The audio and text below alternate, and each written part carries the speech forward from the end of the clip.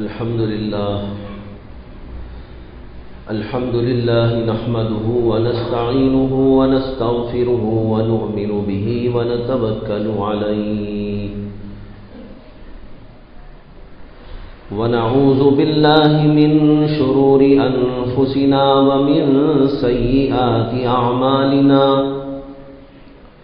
من يهده الله فلا مضل له ومن يضلله فلا هادي له ونشهد أن لا إله إلا الله وحده لا شريك له ونشهد أن سيدنا ومولانا محمدا عبده ورسوله صلى الله عليه وعلى آله وأصحابه وأزواجه وذرياته أجمعين. أما بعد فأعوذ بالله من الشيطان الرجيم. بسم الله الرحمن الرحيم. يا أيها الذين آمنوا ادخلوا في السلم كافة ولا تتبعوا خطوات الشيطان إنه لكم عدو مبين.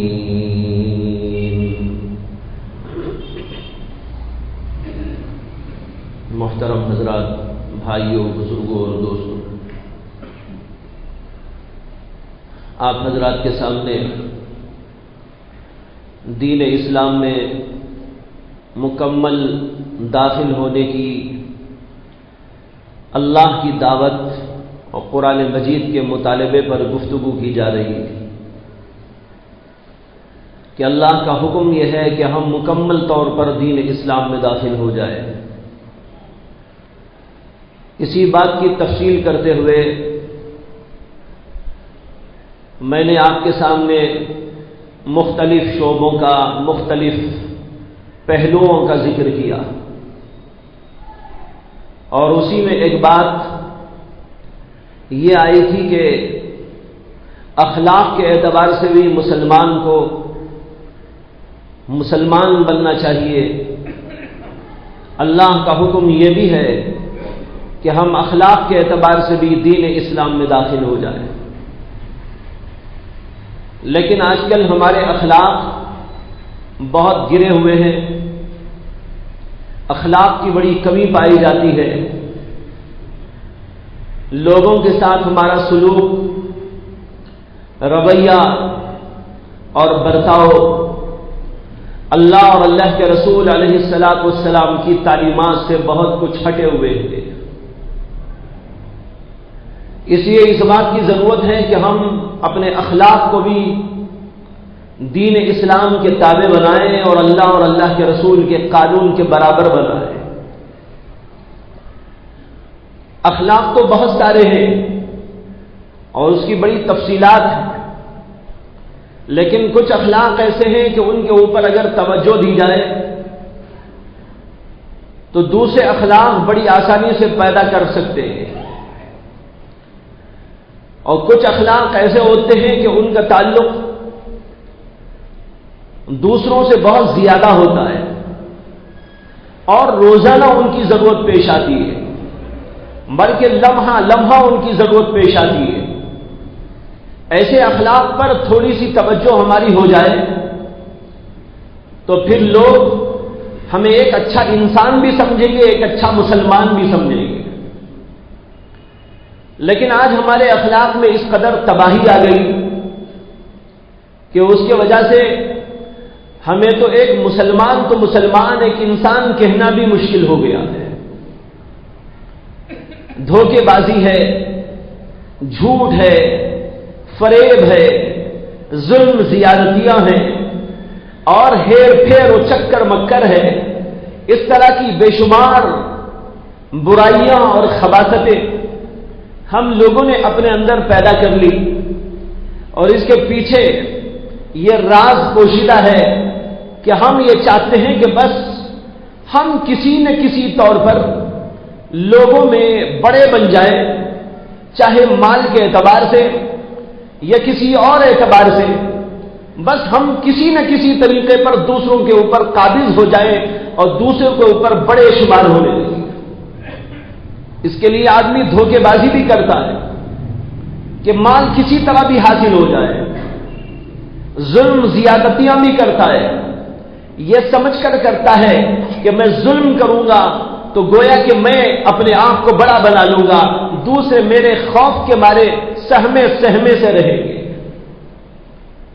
یہ اس طرح کی باتیں ہیں کہ اس کی وجہ سے آج تمام گھروں میں فساد پیدا ہو گیا ہے، اداروں میں فساد پیدا ہو گیا ہے، مساجد میں فساد پیدا ہو گیا ہے، دینی تحریکات کے اندر فساد پیدا ہو گیا ہے. کہیں بھی آپ چلے جائیں ہر جگہ پر یہ بے اصولیاں، بدعنوانیاں اور غلط قسم کی چیزیں یہاں سے وہاں تک پھیلی ہوئی معلوم ہوتی ہیں.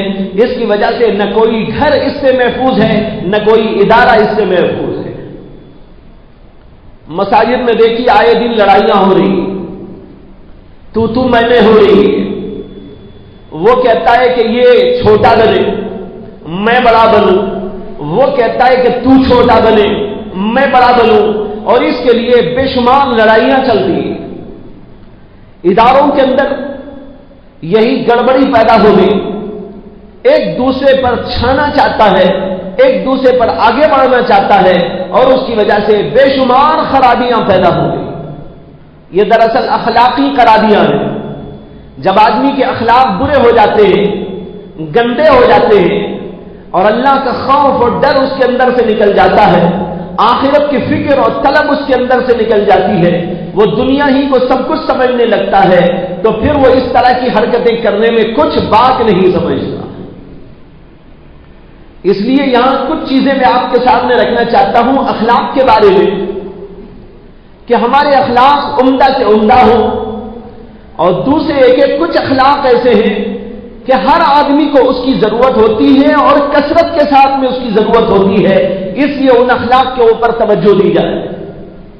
حدیث میں آتا ہے اللہ کے نبی علیہ الصلوۃ والسلام نے ارشاد فرمایا کہ تم میں سب سے زیادہ کامل مسلمان وہ ہے جس کے اخلاق سب سے زیادہ عمدہ ہو.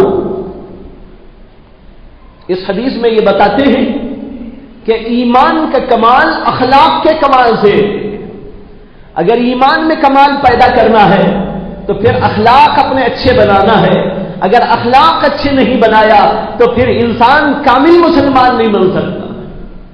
ایک حدیث میں اللہ کے نبی علیہ الصلوۃ والسلام فرماتے ہیں کہ کامل مسلمان وہ ہے، کامل مومن وہ ہے جس کے اخلاق بہت اچھے ہو، اور میں تم میں سب سے زیادہ با اخلاق ہوں، اور سب سے زیادہ با اخلاق اپنی بیویوں کے ساتھ ہوں. ایک حدیث میں کہتے ہیں کہ تم میں سب سے زیادہ با اخلاق وہ ہے جو اپنی بیویوں کے ساتھ میں با اخلاق ہو، اور میں تم میں سب سے زیادہ اپنی بیویوں کے ساتھ میں با اخلاق ہوں.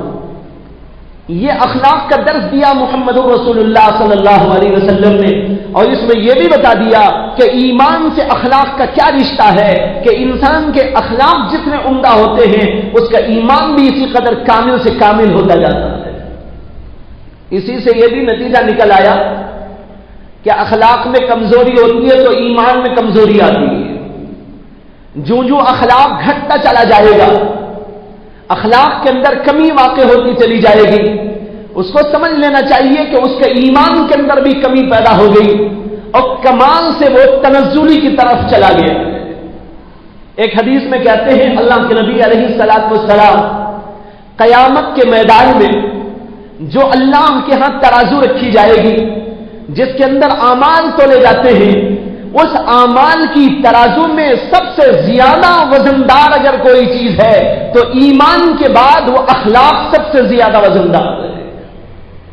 یہ حدیث بھی بڑی عجیب ہے. ایمان تو بہرحال ایمان ہے، ایمان تو سب سے اونچی چیز ہے. اللہ کے نبی کہتے ہیں کہ ایمان کو چھوڑنے کے بعد جتنے بھی اعمال ہو، نماز ہو، روزہ ہو، حج ہو، زکات ہو، قربانی ہو، ذکر ہو، تلاوت ہو، تہجد ہو اور دیگر بہت سارے اعمال ہو، ان سارے اعمال میں سب سے زیادہ وزندار چیز جو ہوگی وہ اخلاق کا وزن ہوگا۔ معلوم ہوا کہ ایک آدمی نماز تو بہت پڑھ رہا ہے لیکن اس کے اخلاق اچھے نہیں ہیں تو اس کے ترازو میں اتنا وزن نہیں آئے گا۔ ایک آدمی نماز بہرحال پڑھتا ہے، بہت نوافل نہیں پڑھتا، رات بھر تہجد نہیں پڑھتا، فرائض پڑھتا ہے، سنتیں پڑھتا ہے، واجبات پڑھتا ہے، چلا جاتا ہے، لیکن اس کے اخلاق بہت اچھے ہیں، لوگوں کے سلوک بہت اچھا ہے اور بات کرنے کا ڈھنگ اچھا ہے، لوگوں سے رویہ اس کا اچھا ہے، جھوٹ سے پرہیز کرتا ہے، دھوکے سے پرہیز کرتا ہے، اخلاق کا بہتر نمونہ پیش کرتا ہے، تو اس کا مطلب یہ ہے کہ اس آدمی کے ترازو کے اندر اخلاق کی وجہ سے زیادہ وزن پیدا ہو جائے گا، اور وہ آدمی جو تہجد پہ تہجد تو پڑھ رہا ہے لیکن اس کے اخلاق اچھے نہیں ہیں تو اس کے ترازو کے اندر کوئی وزن نہیں ہوگا۔ ہمارے بزرگوں میں حضرت عبد الغنی پھولپوری رحمت اللہ علیہ بزرگ گزرے، حضرت تھانوی رحمت اللہ علیہ کے جلیل القدر خلیفہ تھے۔ انہوں نے ایک واقعہ بتایا، اس واقعے سے آپ کو اندازہ ہوگا اس بات کا جو ابھی عرض کر رہا ہوں کہ ایک آدمی نماز پر نماز پڑھتا ہے لیکن اخلاق اچھے نہیں، ایک آدمی وہ ہے جو فرائض اور ضروریات پر اکتفا کرتا ہے، زیادہ لمبی چوڑی عبادتیں نہیں کرتا لیکن اس کے اخلاق بہت اچھے ہیں، تو ان دونوں کا فرق اس سے سمجھ میں آئے گا جو واقعہ حضرت عبد الغنی پھولپوری فرماتے ہیں۔ کہتے ہیں کہ ایک دفعہ مسجد کو گیا تو ایک نوجوان نظر آیا اور وہ اللہ کے سامنے گڑ گڑا کے دعائیں کر رہا تھا۔ حضرت شاہ عبد الغنی پھولپوری کہتے ہیں اس کی عاجزی اور اس کی تواضع، اس کا اللہ کے سامنے گڑ گڑانا، دعا کے لیے جو انداز وہ اختیار کیا ہوا تھا وہ دیکھ کر مجھے رشک آنے لگا کہ بھئی یہ نوجوان دیکھیے کیسا اچھا نوجوان ہے، دعا کا اس کا طریقہ دیکھو، اللہ کے سامنے گڑ گڑانے کا انداز دیکھو، اللہ کے سامنے عاجزی انکساری اس کی دیکھو، روتا جا رہا ہے، دعائیں مانگتا چلا جا رہا ہے۔ شاہ عبد الغنی پھولپوری کوئی معمولی ہستی نہیں تھے، اپنے زمانے کے جلیل القدر اولیاء اللہ میں سے تھے، علماء میں سے بھی تھے، بہت بڑے عالم بھی تھے، بہت بڑے اللہ کے ولی بھی تھے۔ ایک دفعہ انہوں نے حضرت تھانوی رحمت اللہ علیہ کو خط لکھا، اس خط کے اندر انہوں نے لکھا کہ حضرت میرا حال اس وقت میں یہ ہے کہ جب اس زمین کے اوپر میں چلتا ہوں مجھے ایسا معلوم ہوتا ہے کہ میں آخرت کی زمین پہ چل رہا ہوں، یعنی اتنا پکا یقین ہے آخرت کا کہ گویا اس زمین پر رہتے ہوئے آخرت کا تصور بن گیا۔ جب یہ تھانوی رحمت اللہ علیہ کو خط پہنچا، مجلس موجود تھی، بہت سے علماء، طلباء اور دیگر لوگ بیٹھے ہوئے تھے، اسی وقت خط پہنچا، حضرت نے اس خط کو پڑھا، مسکرایا اور فرمایا کہ بھائی عبد الغنی صاحب کا خط آیا ہے، اس کے اندر انہوں نے یہ جملہ لکھا ہے کہ میرا حال اس وقت میں یہ ہے کہ میں اس زمین پہ چلتا ہوں تو مجھے ایسا معلوم ہوتا ہے کہ آخرت کی سرزمین پہ چل رہا ہوں۔ یہ کہنے کے بعد حضرت تھانوی نے فرمایا یہ صدیقیت کا مقام ہے جو ان کو ملا ہوا ہے۔ یہ معمولی آدمی نہیں تھے، لیکن کہتے ہیں کہ اس آدمی کے دعا کے انداز اور گڑ گڑانے کے طریقے پر مجھے بھی رشک ہونے لگا کہ بھئی کتنا اچھا نوجوان ہے، اللہ سے اس کے تعلق کو دیکھو کتنا اچھا ہے۔ کہتے ہیں کہ ابھی میں ٹھہرا ہوا تھا، نوجوان کو دیکھ رہا تھا، باہر سے ایک بوڑھے آدمی مسجد میں داخل ہوئے اور ان کی آنکھوں میں کوئی کمزوری تھی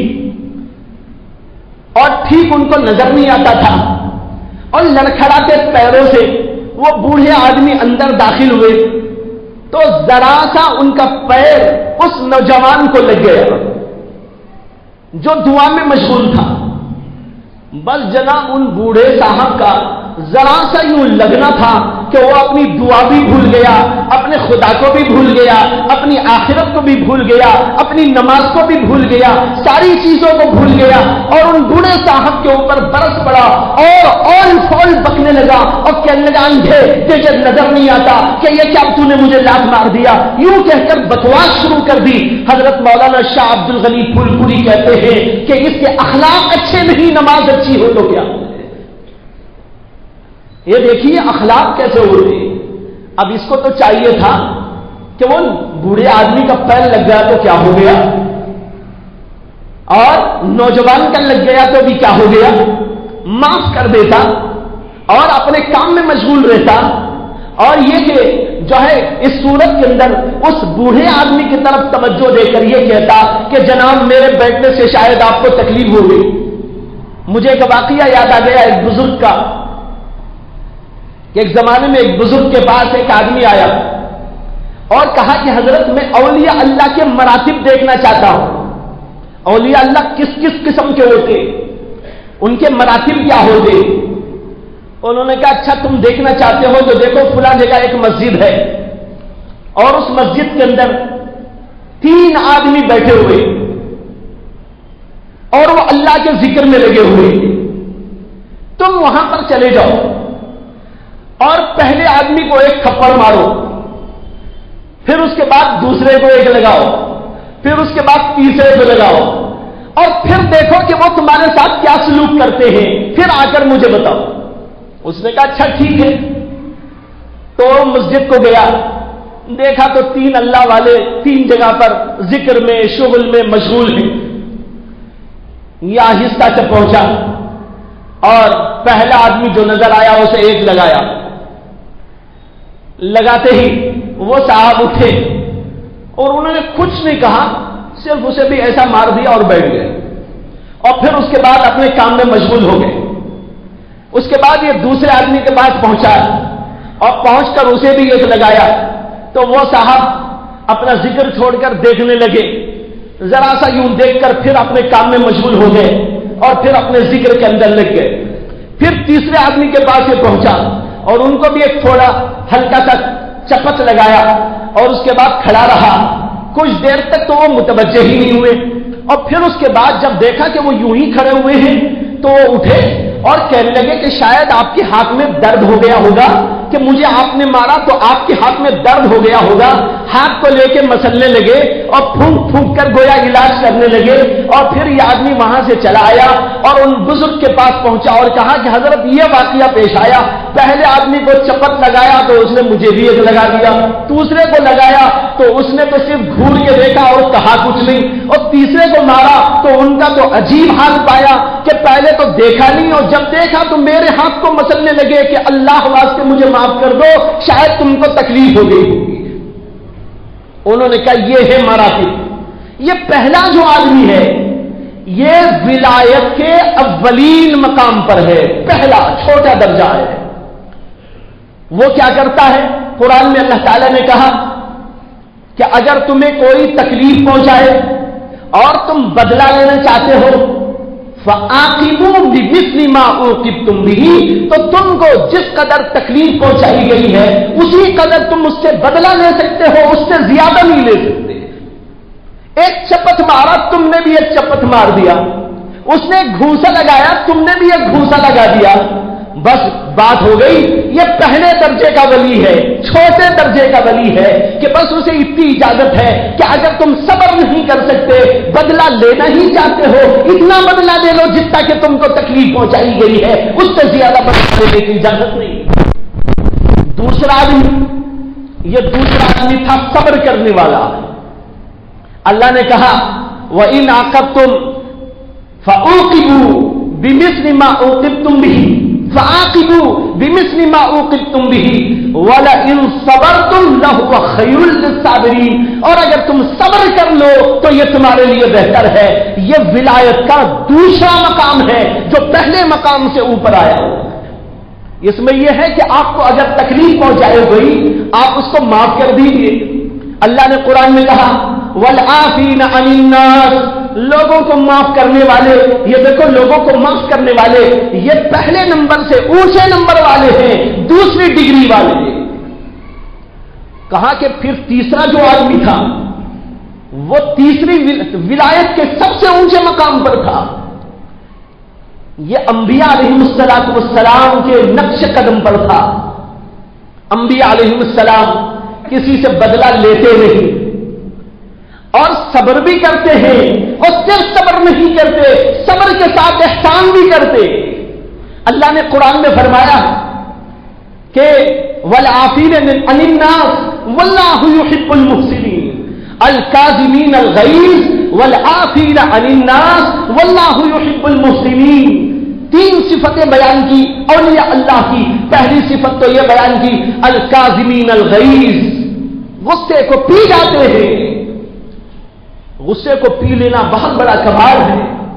اور دوسری صفت بیان کی والعافین عن الناس، لوگوں کو معاف کر دیا کرتے ہیں۔ اور پھر تیسرے نمبر پر فرمایا واللہ یحب المحسنین، اللہ تعالیٰ احسان کرنے والوں کو پسند کرتا ہے۔ ایک دفعہ واقعہ پیش آیا، حضرت حسن رضی اللہ عنہ جو حضرت علی رضی اللہ تعالیٰ عنہ کے صاحبزادے ہیں، وہ اپنی باندی سے وہ کہتے ہیں کہ کھانا لاؤ۔ کھانا لایا گیا، ایک کٹورے میں سالن گرم گرم لایا۔ اتفاق سے باندی کے ہاتھ سے وہ چھوٹ کر جو پڑ گیا تو حضرت امام حسن کے اوپر پڑ گیا۔ ذرا سوچو ہم ہوتے تو کیا کرتے، آپ ہوتے تو کیا کرتے، باندی کے ساتھ میں کیا سلوک کرتے۔ حضرت حسن رضی اللہ عنہ اس کو دیکھنے لگے، اس نے فوراً یہی آیت پڑھ دی الکاظمین الغیظ۔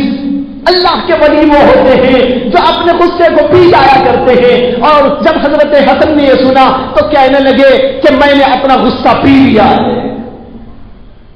باندی کہنے لگی والعافین عن الناس، دوسری صفت اللہ کے ولیوں کی یہ ہوتی ہے کہ وہ لوگوں کو معاف کر دیا کرتے ہیں۔ حضرت حسن کہنے لگے جا میں نے تجھ کو معاف کر دیا۔ باندی پھر آگے بڑھنے لگی واللہ یحب المحسنین، اللہ تعالیٰ احسان کرنے والوں کو پسند کرتے ہیں۔ حضرت حسن کہنے لگے کہ میں تجھے آزاد کرتا ہوں، اب تیری تو تجھے جو غلامی میں رکھا ہوا تھا اس سے میں نے تجھے آزاد کر دیا ہے، احسان کر دیا۔ یہ اولیاء اللہ کی صفت ہوتی ہے۔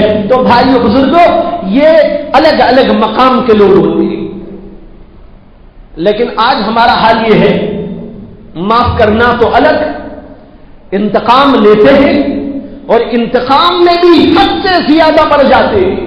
ایک آدمی نے ایک تھپڑ مارا تھا تو ہم کہتے ہیں اس کی تو میت ہی میرے سامنے میں دیکھنا چاہتا ہوں۔ کسی نے ایک گھوسا ہی لگایا تھا، ہم نے کہا ایک گھوسے کا جواب میں 10 گھوسوں سے دوں گا۔ یہ اللہ کا اصول نہیں ہے، یہ طور طریقہ نہیں ہے، یہ انسانیت کا طریقہ نہیں ہے، یہ مسلمانوں کا طریقہ نہیں ہے۔ اللہ تعالیٰ نے قرآن میں ایک جگہ پر فرمایا ہے ادفع بالتی ہی احسن فاذا الذی بینک وبینہ عداوۃ کأنہ ولی حمیم۔ اگر تمہیں کوئی آدمی برائی کرے، گالی دے دیتا ہے، دھوکہ دے دیتا ہے، غلط طریقے سے پیش آتا ہے، آن فون تمہارے سامنے بکتا ہے، یا تمہیں کسی اور ذریعے سے اذیت و تکلیف پہنچاتا ہے، اللہ تعالیٰ کہتے ہیں تو اس کا علاج یہ ہے ادفع بالتی ہی احسن، کہ اس برائی کا بدلہ کسی اچھائی سے دے دیا کرو۔ دیکھو برائی کا بدلہ اللہ کہتے ہیں اچھائی سے دو، برائی کا بدلہ برائی سے دینا یہ کوئی کمال کی بات نہیں ہے، یہ کوئی اونچے قسم کی بات نہیں ہے، بلکہ یہ تھرڈ کلاس قسم کی بات ہے۔ اونچے درجے کی بات تو یہ ہے کہ اگر کوئی ہمیں گالی دیتا ہے ہم اس کو دعائیں دے دیا کریں۔ اللہ کے نبی علیہ السلام نے اسی اصول کے اوپر گامزن ہوتے ہوئے دنیا بھر کے لوگوں سے وہی سلوک کیا۔ دنیا والوں نے آپ کو گالیاں دی، دنیا والوں نے آپ کو اذیتیں پہنچائی، مکے والوں نے آپ کے ساتھ ظلم و زیادتی کا معاملہ کیا، یہاں تک کہ مکے میں رہنے نہیں دیا، مکے سے نکلنے پر مجبور کر دیا۔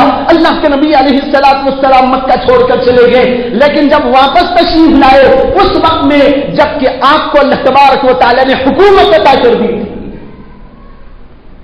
یہ وہ دور ہے، مکہ فتح ہوا، مکے کے لوگ سارے کے سارے رسوا اور بسوا ہو گئے، ان میں کوئی دمخم نہ رہا۔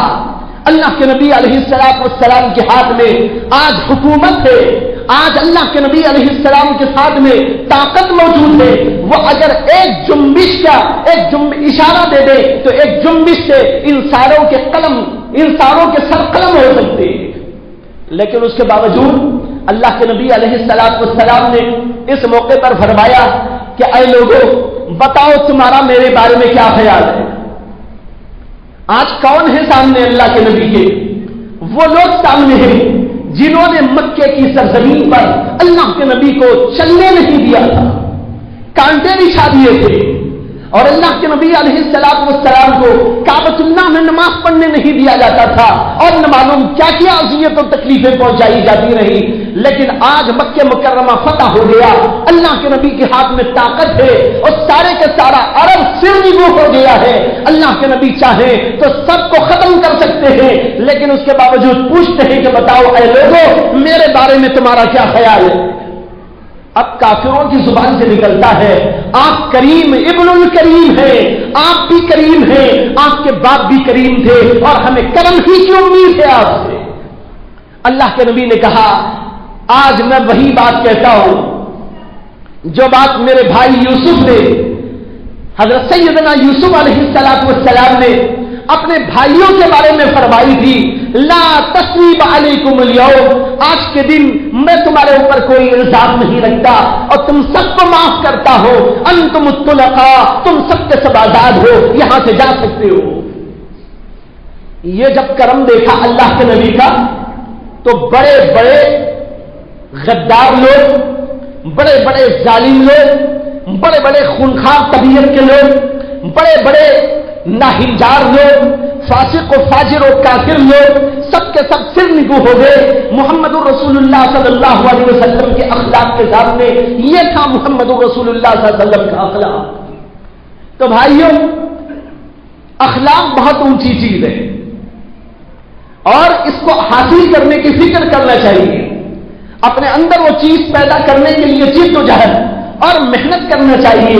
اس کے لیے میں نے عرض کیا کہ اللہ کے نبی کے کلام میں اور خود قرآن مجید کے اندر اصول موجود ہیں، ان اصول کی روشنی میں اپنے اخلاق کو بنانا چاہیے۔ جیسے کہ میں نے کہا اخلاق تو بہت سارے ہیں، لیکن کچھ اخلاق ایسے ہیں کہ اس کی اگر تربیت ہو جائے اور اس کے اوپر ہماری توجہ ہو جائے، دھیان ہو جائے، تو دیگر اخلاق کا پیدا ہو جانا بڑا آسان ہوتا ہے۔ میں اس لیے دو چار اخلاق کے بارے میں کچھ تفصیل عرض کروں گا۔ پہلی بات یہ ہے کہ اخلاق میں یہ بھی شامل ہے کہ انسان کی طبیعت کے اندر نرمی ہو، سختی نہ ہو۔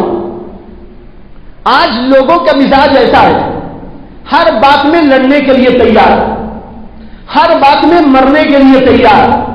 چھوٹا سا مسئلہ ہوگا لیکن وہاں بھی یہ جتانے کی کوشش کریں گے ہمارے سامنے کوئی ٹک نہیں سکتا، اس لیے وہاں بھی ایسا انداز ہوگا جس سے کہ سختی تپکتی ہو۔ حتیٰ کہ دیکھا گیا کہ مسجدوں میں یہی حال نظر آتا ہے، لوگ نماز پڑھنے کے لیے مسجد میں آتے ہیں، کھڑے ہو کے اللہ کے سامنے نماز پڑھتے، ایک بھائی جو ہے اس کے بازو کھڑا ہوتا ہے۔ یہ صاحب یہ چاہتے ہیں کہ میری جلالت شان، میری عظمت شان، میری بڑائی اور میرا بڑا ہونا یہ اس کے سامنے ایسا ظاہر ہو جائے کہ لوگ سمجھنے لگے کہ اس سے بڑا کوئی نہیں، اس لیے ذرا پھیل کے نماز پڑھے گا، اکڑ اکڑ کے نماز پڑھے گا، اور یوں محسوس کرائے گا کہ میرے سامنے تو کوئی پہلوان نہیں۔ کئی دفعہ مجھے ایسا سابقہ پڑا ہے اسی مسجد کے اندر، پڑھتا رہتا ہے کہ لوگ آئے ہیں نماز پڑھ رہے، دبانے کی کوشش ہو رہی ہے۔ میں نے کہا اللہ کے بندے کیسے ہیں، اللہ کے سامنے کھڑے ہیں اور یہاں اپنا روب جمانا چاہتے ہیں اور اپنی پہلوانی بتانا چاہتے ہیں، اپنا تکبر کا اظہار کرنا چاہتے ہیں۔ آدمی کو سمٹ کر اللہ کے سامنے عاجز ہو کر، درماندہ ہو کر اللہ کے سامنے یوں بتاتے ہوئے نماز پڑھنا چاہیے، اے اللہ میں فقیر ہوں، تیرے گھر کا بھکاری ہوں، تیرے سامنے عاجز ہوں، تیرے سامنے پسماندہ ہوں، تیرے سامنے درماندہ ہوں، میں فقیر ہوں، مسکین ہوں، عاجز ہوں۔ یہ عاجزی آنا چاہیے۔ اگر نماز میں کھڑے ہو کر بھی ہوگی. بندہ یہی دکھانا چاہتا ہو کہ میں بڑا ہوں اور میرے سے بڑا کوئی نہیں ہے, اس لیے لوگوں کو بازو اور آزو پریشان کرنے کی کوشش کرتا ہو, تو اندازہ کیجئے کہ اس کی نماز کا کیا حال ہوگا. تو بھائیوں, اس طرح ہمارے اندر سختی آ گئی اور سختی سے تکبر آتا ہے, اور تکبر جب آتا ہے تو آدمی خدا کی نظر میں گر جاتا ہے. قرآن میں اللہ تعالیٰ نے ہم کو حکم دیا ہے کہ تم نرم طبیعت کے بنو, سخت مزاج کے نہ بنو. اللہ کے نبی علیہ الصلوۃ والسلام کے بارے میں یہ فرمایا ایک جگہ پر, وَلَوْ كُنْتَ فَظًّا غَلِيظَ الْقَلْبِ لَانفَضُّوا مِنْ حَوْلِكَ. اے نبی صلی اللہ علیہ وسلم, آپ زبان کے سخت ہوتے یا دل کے سخت ہوتے تو یہ صحابہ جو آپ کو لیے بیٹھے ہیں, آپ کو گھیرے میں لیے بیٹھے ہیں, ان میں سے کوئی آپ کے قریب بھی نہ آتا, سب کے سب آپ سے بھاگ جاتے. لیکن آپ کے قریب کیوں آئے؟ آپ کی محبت کی وجہ سے آئے, آپ کے رحم کی وجہ سے آئے ہیں, آپ کے کرم کی وجہ سے آئے ہیں, آپ کی ملاطفت کی وجہ سے آئے ہیں, آپ کی زبان کے اندر جو پیار ہے اس کی وجہ سے آئے ہیں, جو شیرینی ہے اس کی وجہ سے لوگ آپ کی طرف آئے ہیں. آپ کسی کو گالی نہیں دیتے, آپ کسی کو سخت کلامی نہیں کرتے, آپ کسی کو برا بھلا نہیں کہتے. آپ کے اندر کی اس طبیعت نے لوگوں کو آپ کا گرویدہ بنایا ہے. اس میں ہم کو آپ کو سبق دیا گیا کہ تمہاری زبان بھی ایسی ہونا چاہیے اور تمہارا دل بھی ایسا ہی ہونا چاہیے. لیکن اب تو سختی ہی سختی لوگوں کے مزاج میں آ گئی ہے, ہر اعتبار سے سخت. بھائیوں, حدیث میں آتا ہے اللہ کے نبی علیہ السلام نے فرمایا ان اللہ رقیق ان اللہ رفیق یحب الرفق فی الامر کلہ. کہتے ہیں کہ اللہ تعالیٰ رحیم ہے, اللہ بڑے کریم ہے, اللہ کے اندر رحمت ہے, اور اللہ رحمت کو, رفق کو, نرمی کو پسند کرتے ہیں تمام معاملات کے اندر. ہم کو حکم دیا گیا کہ اگر دو آدمیوں کا معاملہ ہوا, لین دین کا معاملہ ہوا, تجارت کا معاملہ ہوا, اس تجارت کے معاملے میں نرمی کا لحاظ رکھا کرو, سختی نہیں ہونا چاہیے. دین لین کے اندر اگر ایک آدمی دینے میں کچھ دیر کر دیا, لینے والا ذرا نرمی برتے, اور یہ دینے والا بھی یہ خیال کرے میں کسی کو پریشان نہ کروں, وقت پہ ادائیگی ہو جائے. ایک طرف سے یہ نرمی سوچے, ایک طرف سے یہ بھی نرمی کو سوچے. آپ بتاؤ, دونوں طرف سے نرمی کا لحاظ ہوگا تو پھر کوئی جھگڑا کبھی نہیں پیدا ہوگا. آج ایسا ہو گیا کہ ایک آدمی کو قرض دیتا ہے, وہ لے کے چلا جاتا ہے, اس کے بعد بھول جاتا ہے, اسے ادائیگی یاد ہی نہیں رہتی, یا ادائیگی یاد بھی ہے تو ادا کرنا نہیں چاہتا, ٹال مٹول کرتا رہتا ہے, آج اور کل کے بہانے کرتا ہے, کل پرسوں کو چلے جاتا ہے, اور پھر ایک سال میں تبدیل ہو جاتا ہے. سال ہاں سال گزر جاتے ہیں, یہاں تک کہ بہت زمانہ گزر جاتا ہے. اب یہ آدمی مطالبہ کرتا ہے, وہ آدمی سختی برتتا ہے, یہ سختی آتی ہے, لڑائیاں اور جھگڑے پیدا ہوتے ہیں, فسادات پیدا ہو جاتے ہیں. ہم کو حکم دیا گیا نرمی کا معاملہ اختیار کرو, لینے میں بھی نرمی ہو, دینے میں بھی نرمی ہو. جو آدمی قرض لینے والا, اس کو سوچنا چاہیے یہ سختی میرے اندر جو آئی ہے نہیں ہونا چاہیے. یہ بھی تو سختی ہے کہ آدمی کسی کا مال لے لیا, دینا نہیں چاہتا, اس کا نام ظلم ہے شریعت کے اندر. ایک حدیث میں اللہ کے نبی علیہ السلام نے فرمایا کہ مال ہونے کے باوجود, ادائیگی پر قدرت ہونے کے باوجود جو آدمی ٹال مٹول کرتا رہتا ہے وہ ظلم کرتا ہے. یہ بخاری شریف کی حدیث ہے. معلوم ہوا قدرت تو موجود ہے, دے سکتا ہے. ارے ہم نے تو ایسے لوگوں کو دیکھا کہ ان کے یہاں شادیاں ہو رہی ہیں, بڑے دھوم دھام کی ہو رہی ہیں, خرافات اس کے اندر ہو رہی ہیں, رسومات اس کے اندر ہو رہی ہیں, اسراف اور تبذیر کا معاملہ ہو رہا ہے, شان و شوکت کی شادی کی جا رہی ہے, اور شادی ہی نہیں, شادی کے علاوہ دعوتوں پر دعوتیں چل رہی ہیں, اور مختلف قسم کی الٹی سیدھی کی جا رہی ہے. لیکن ایک بیچارہ قرض دیا ہوا ہے, اس کے قرض کے ادائیگی کا مسئلہ آتا ہے, کہتے ہیں نہیں حضرت ابھی ہے نہیں دینے کے لیے. جب دینے نہیں تھا تو تم کو دعوت کرنا کیا ضروری تھا؟ جب تمہارے پاس قرض ادا کرنے کے لیے موجود نہیں تھا، اس قدر اسراف و فضول خرچی کرنے کی کیا ضرورت تھی؟ حدیث جو ہے بزرگوں کے واقعات میں لکھا ہے کہ ایک بزرگ کو ایک صاحب نے دعوت دی، انہوں نے دعوت قبول کر لی، وہ ایک اور بزرگ کے پاس گئے، ان کو بھی جا کر انہوں نے دعوت دی، تو ان بزرگ کو اس بات کا علم تھا کہ جو دعوت دینے کے لیے آیا ہے اس آدمی پر دوسروں کا قرض ہے جو اب تک یہ ادا نہیں کیا ہے، ان کو معلوم تھا، تو انہوں نے کہا کہ میں آپ کی دعوت قبول نہیں کروں گا۔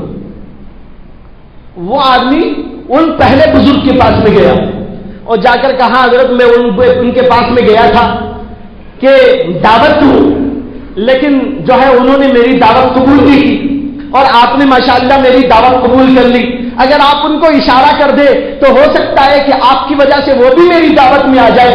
انہوں نے کہا ٹھیک ہے میں ان سے بات کرتا ہوں، چنانچہ ان بزرگ سے انہوں نے بات کی اور کہا کہ بھائی فلاں آدمی آپ کو دعوت دے رہا ہے، مجھے بھی اس نے دعوت دی ہے، ہم بھی آپ کی دعوت میں شریک ہو جائے، اس لیے کہ ایک اللہ کا بندہ دعوت دے قبول کرنا چاہیے، سنت ہے۔ تو ان بزرگ نے کہا کہ جس آدمی کے ذمے قرض ہو دوسروں کا قرض ادا نہ کر کے کیا ضروری ہے کہ ہم کو دعوت کھلائے، ایسے کی دعوت کھانا میں احتیاط کے خلاف سمجھتا ہوں۔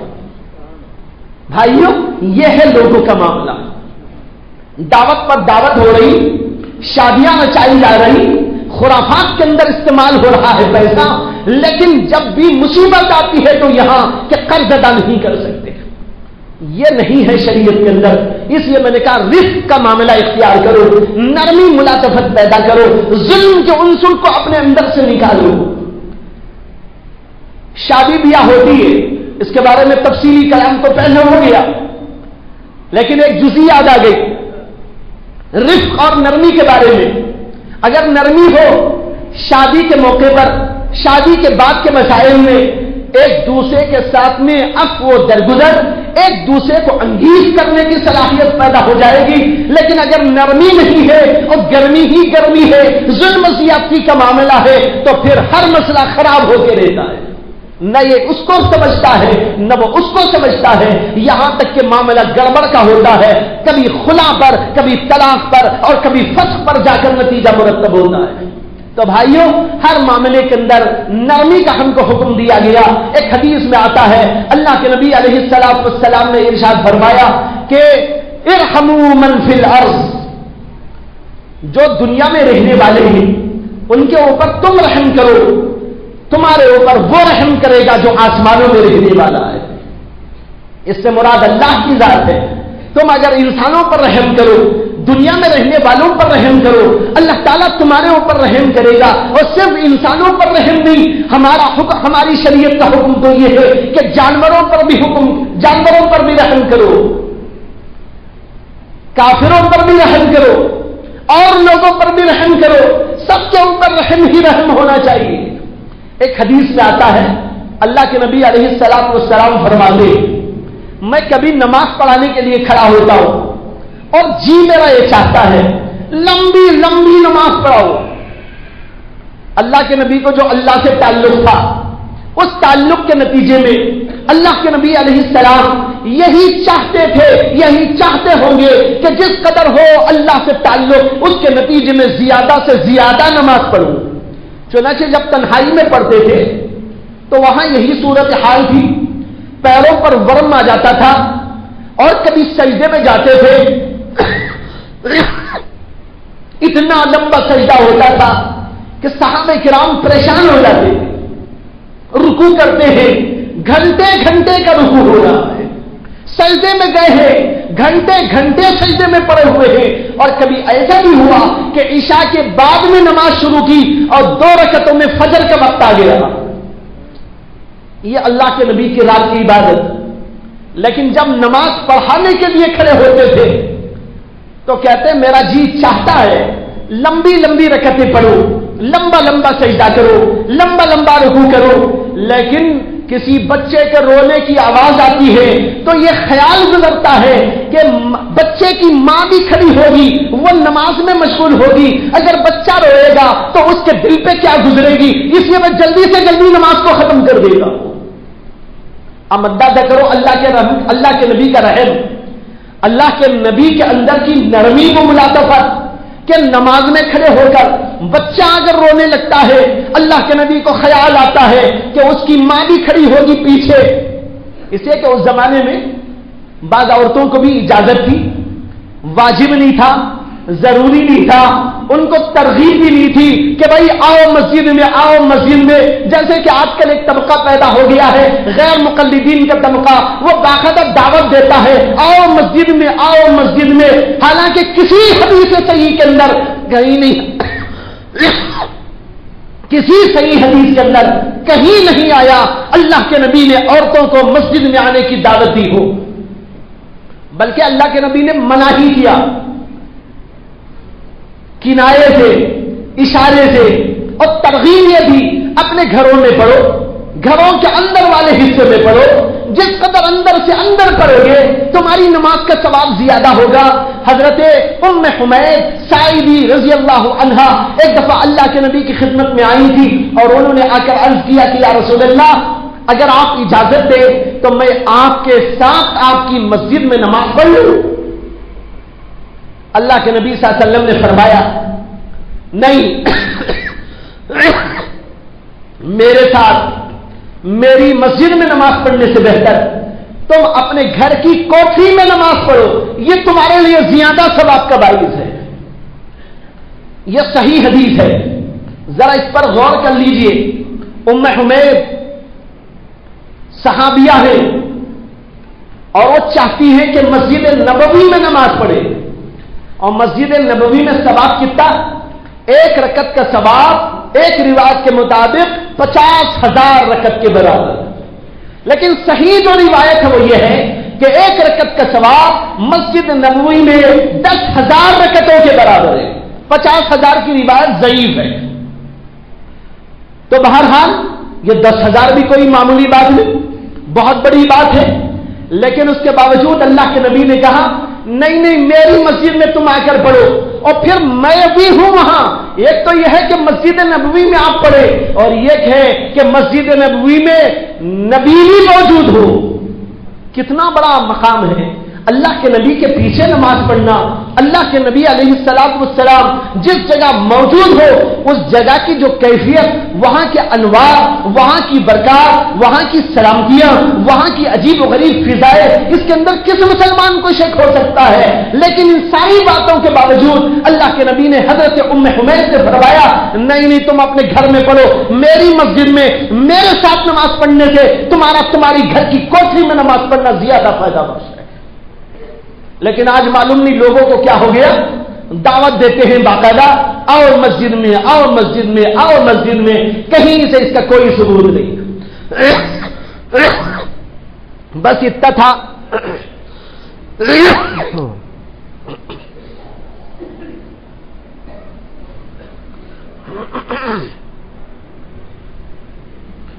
بس اتنا ثابت ہے کہ اللہ کے نبی علیہ الصلوۃ والسلام نے کوئی آ جانے والی عورت آنا چاہتی، کہا کہ ہاں ٹھیک ہے پڑھ لو نماز، بلایا نہیں، ترغیب نہیں، زیادہ ثواب کا کوئی اس میں فائدہ نہیں بتایا گیا، بلکہ فائدہ تو اس میں بتایا، لیکن اتفاق سے کوئی آنے والی آنا چاہتی تو اجازت تھی۔ لیکن دیکھ لیجئے ازواج مطہرات حضور کے گھر کی عورتیں، لیکن حضور کے گھر کی عورتیں کبھی وہاں جا کر باقاعدہ نماز نہیں پڑھتی تھی۔ بہرحال یہ الگ ٹاپک ہے، میں نے یہاں اس لیے اس بات کو عرض کیا کہ کسی کو غلط فہمی نہ ہو کہ اس حدیث میں آیا ہے کہ بچہ روتا ہے تو مجھے خیال گزرتا ہے کہ اس کی ماں نماز میں شریک ہوگی، اور نماز میں شریک ہونے سے میں لمبی لمبی نماز پڑھوں تو اسے پریشانی ہوگی، اس پریشانی کا لحاظ کرتے ہوئے میں نماز کو چھوٹی کر کے جلدی ختم کر دیتا ہوں۔ یہ ہمارے نبی نے سکھایا کہ تم اس طریقے پر لوگوں کے ساتھ میں سلوک کرو۔ ایک حدیث میں آتا ہے، ایک صحابی تھے، جن کا نام تھا حضرت معاذ بن جبل، بڑے مشہور صحابہ میں سے، وہ حضور اقدس صلی اللہ علیہ وسلم کے ساتھ عشاء کی نماز پڑھتے تھے اور نماز دیر سے ہوتی تھی. یوں سمجھ لیجئے آج کل کے لحاظ سے، اس زمانے میں گھڑیاں تو نہیں تھی، اس لیے ٹائم تو نہیں بول سکتا، لیکن آج کل کا اندازہ لگائے ٹائم کا تو اندازہ ایسا ہے کہ 11 ساڑھے 11 بجے اللہ کے نبی کی مسجد کے اندر عشاء کی نماز ہوتی تھی. دیر سے پڑھنا افضل ہے، لیکن اب لوگ سو جاتے ہیں، اس لیے ذرا جلدی پڑھ لیتے ہیں، اس لیے کہ اس وقت تک جگائیں گے تو کون آئے گا، پہلے ہی بلاتے ہیں تو نہیں آتے. تو بہرحال عشاء کی نماز پڑھتے تھے حضرت معاذ بن جبل حضور کے ساتھ، اور پھر اس کے بعد اپنے محلے کی مسجد میں جا کر لوگوں کو نماز پڑھاتے تھے. حضور کے ساتھ نفل کی نیت سے شریک ہو جاتے تھے تاکہ برکات اور فضائل اللہ کے نبی کی نماز کے حاصل ہو جائے. اور پھر اس کے بعد اپنے محلے کی مسجد میں جاتے اور وہاں پر نماز لوگوں کو پڑھایا کرتے تھے. وہ وہاں کے امام تھے. وہاں کے لوگ حضور کی خدمت میں آئے، آ کر کہنے لگے یا رسول اللہ، یہ ہمارے امام صاحب ایسے ہیں کہ ہم کو انہوں نے بہت پریشان کر دیا، ہمارے امام صاحب نے ہمیں بہت پریشان کر دیا ہے. حضور نے کہا کیا ہے؟ کہا کہ بہت لمبی نماز پڑھاتے ہیں، پہلے آپ کے پاس پڑھتے ہیں، پھر اس کے بعد ہمارے محلے میں آتے ہیں اور وہاں بڑی لمبی لمبی نماز پڑھتے ہیں، رکعتیں لمبی پڑھتے ہیں، رکوع لمبا ہے، سجدہ لمبا ہے، قرات لمبی ہے، اور ہم لوگ ہیں کہ مصروف رہتے ہیں، دن بھر کاروبار کے لیے جاتے ہیں، رات میں آ کر کھڑے ہوتے ہیں، ہمیں نیند بھی آتی رہتی ہے، سونا ہوتا ہے، اور صبح صبح اٹھ کے پھر کاروبار کو جانا ہوتا ہے. یہ اتنی لمبی رکعتیں پڑھائیں گے تو آپ بتائیے کہ ہمارا حال کیا ہوگا. اللہ کے رسول علیہ السلام کو بہت ہی ناگوار گزرا حضرت معاذ بن جبل کا یہ حال. پھر حضرت معاذ بن جبل کو حضور نے بلایا. بلانے کے بعد کیا الفاظ کہے، بخاری اور مسلم اور دیگر کتابوں میں موجود ہے. اللہ کے نبی نے فرمایا افتان انت یا معاذ. حضور نے کہا افتان انت یا معاذ، اے معاذ کیا تو فتین آدمی ہے، فتنہ پیدا کرنا چاہتا ہے میرے امت میں. اللہ اکبر. اس سے اندازہ کرو کہ اللہ کے نبی علیہ الصلوۃ والسلام امت کے ساتھ میں کیا چاہتے تھے، کس قدر بھلائی چاہتے تھے، کس قدر یہ چاہتے تھے کہ رفق کا معاملہ ہو، نرمی کا معاملہ ہو، سختی کا معاملہ نہ ہو اور ان کے اوپر کوئی پریشانی نہ آئے. لیکن جب دین کے معاملے میں یہاں تک حضور نے ہماری رعایت کی اور ہم اپنے دنیا کے معاملے میں لڑتے چلے جاتے ہیں، ہر معاملے میں لڑائی جھگڑا فتنہ، رفق کے جگہ ظلم و زیادتی کے حالات پیدا ہو گئے. معاملہ کہیں پانی پکڑنے کا ہو جائے، دو چار لڑائی کے واقعات وہاں بھی پیدا ہو جائے. اور ٹرینوں میں بسوں میں آتے جاتے دیکھتے رہتے ہیں ہم لوگ کہ وہاں بھی لڑائی چلتی رہتی ہے. چھوٹی چھوٹی بات کے اوپر کیوں میں لگنا ہے، اس میں لڑائی ہو رہی ہے. ایک آدمی بیچ میں گھس جائے گا، دوسرا آدمی اسے برداشت نہیں کرے گا. یہ جانے والے کی سختی وہ برداشت کر نہیں سکتا، وہ اس کی سختی، یہاں تک کہ معاملہ گڑبڑ ہوتا رہتا ہے. ہر جگہ پر یہ سختی والے معاملات، بے اصولی کی کیفیات پیدا ہوتی جا رہی ہے. اس لیے میں نے عرض کیا کہ بھائیوں، اپنے اندر یہ نرمی کی صفت پیدا کرنے کی ضرورت ہے، جس کا نام ہے انگیز کرنا، جس کا نام ہے رحمت، جس کا نام ہے رفق اور جس کا نام ہے بھلائی. یہ اگر ہمارے اندر پیدا ہوگی، یہ اعلیٰ درجے کی صفت ہے. اس صفت کے ساتھ بہت سی اور صفات کا تعلق ہے، وہ صفات خود بخود پیدا ہوتی چلی جائے گی. دعا ہے اللہ تعالیٰ سے کہ ہمارے اندر اللہ بہترین اخلاق پیدا کرے اور ہم کو سچا و پکا بہترین قسم کا انسان اور بہترین قسم کا مسلمان بنائے. باقی باتیں پھر عرض کی جائیں گی. وآخر دعوانا الحمدللہ رب العالمین.